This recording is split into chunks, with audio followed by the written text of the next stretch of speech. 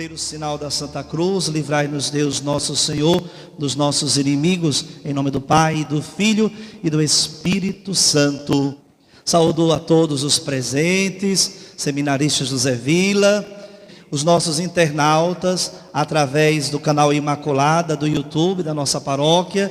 Nós estamos celebrando o 18º Domingo do Tempo Comum. E é uma alegria revê-los. Estamos aqui hoje no templo, na casa do Senhor, depois desse período que estávamos convidados ao isolamento, distanciamento social, e ainda continuamos com essa proposta em combate à pandemia, mas nessa retomada gradativa, para que nós possamos concretizar o que nós acabamos de cantar, permitir que o Senhor venha nos preencher com seu divino Espírito, porque necessitamos desse preenchimento espiritual, dessa presença de Deus, porque somos desejosos de Deus, da sua graça, da sua palavra, da sua presença. Quer em casa, quer aqui no templo, uma coisa é certa: nós necessitamos de Deus, nós precisamos de Deus, nós nos completamos nele,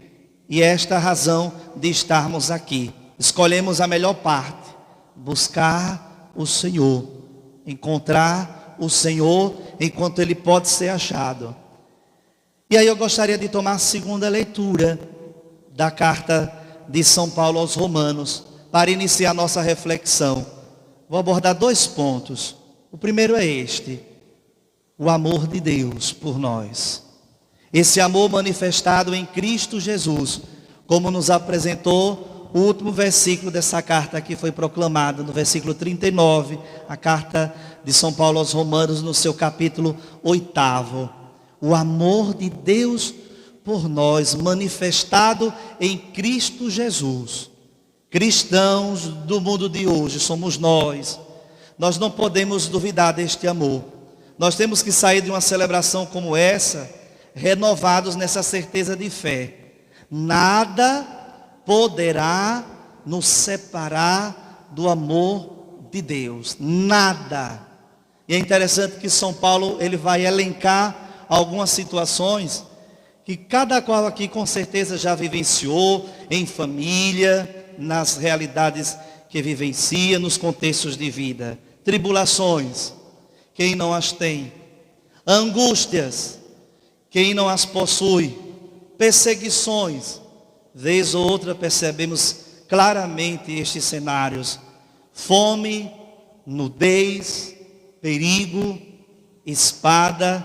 E aí São Paulo ainda, ele vai endossar dizendo: tenho a certeza de que nem a morte, nem a morte, nem a morte, nem a vida, nem os anjos, nem os poderes celestiais, nem o presente, nem o futuro, nem as forças cósmicas, nem a altura, nem a profundeza, nem outra criatura qualquer será capaz de nos separar do amor de Deus.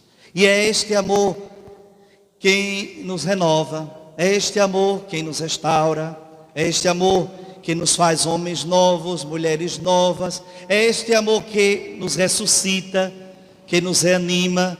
Então nós devemos ter essa convicção. Uma pessoa que se sente amada por Jesus, amada por Deus, amada e amado pela Trindade Santa, ela se torna uma pessoa totalmente transformada, convertida. Nós precisamos renovar este amor em nossas vidas. E muitas vezes nós trocamos este amor verdadeiro, autêntico, fiel, por falsos amores, por falsas propostas de felicidades. E aí São Paulo está aqui nos lembrando: só Ele. Interessante que coloca até nem a morte e nem a vida será capaz de nos separar desse amor. A morte um dia pode chegar a cada um de nós, é uma verdade existente, claro. Um dia haveremos de celebrar nossa Páscoa.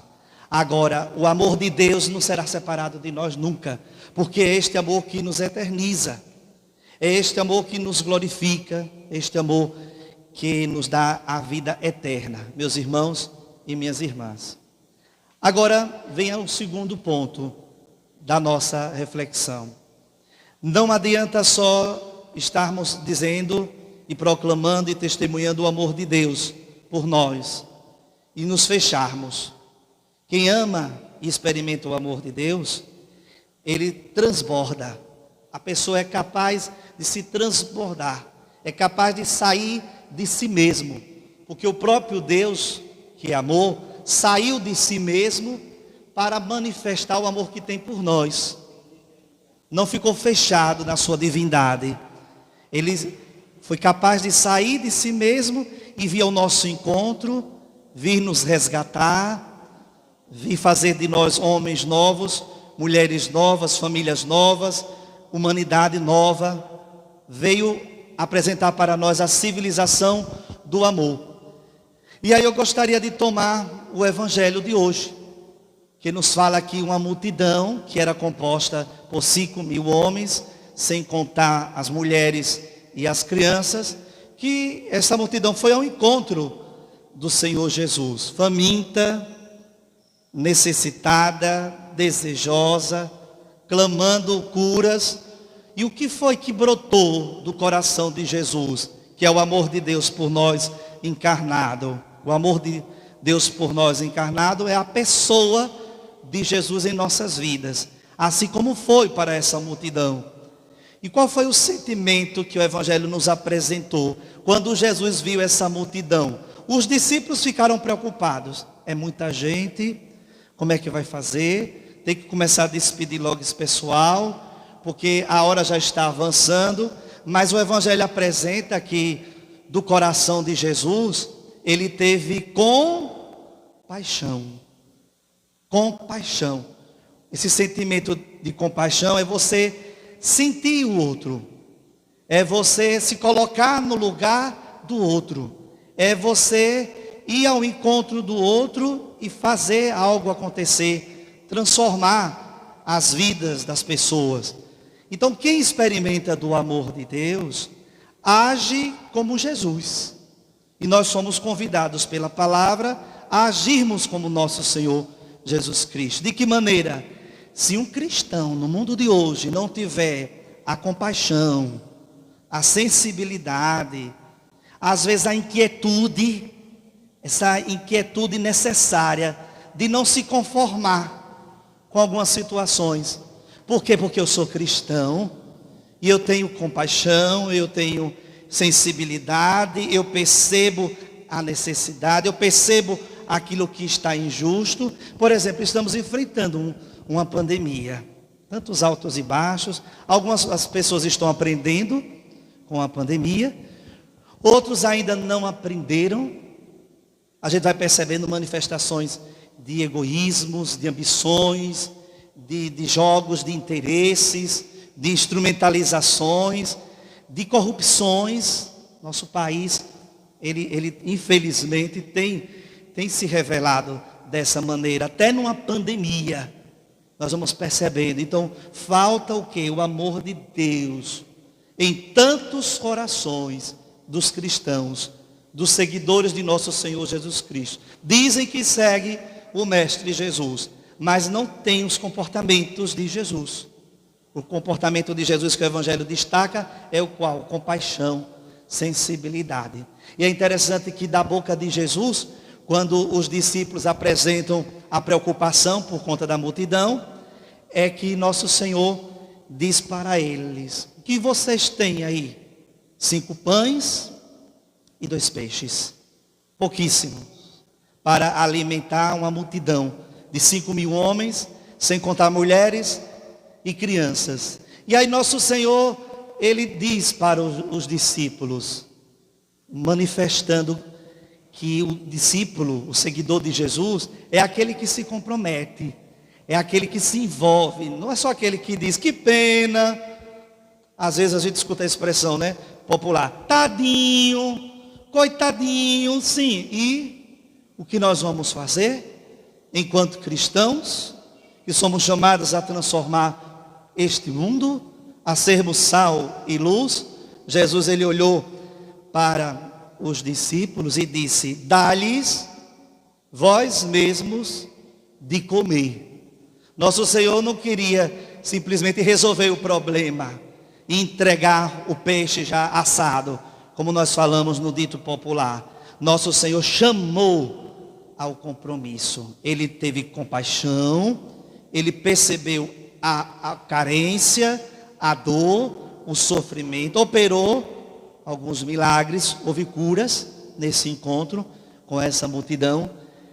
Mas depois nosso Senhor, quando os discípulos procuraram, preocupados, angustiados, o que é que nós vamos fazer? Nosso Senhor olhou e disse: vocês vocês mesmos, o que comer.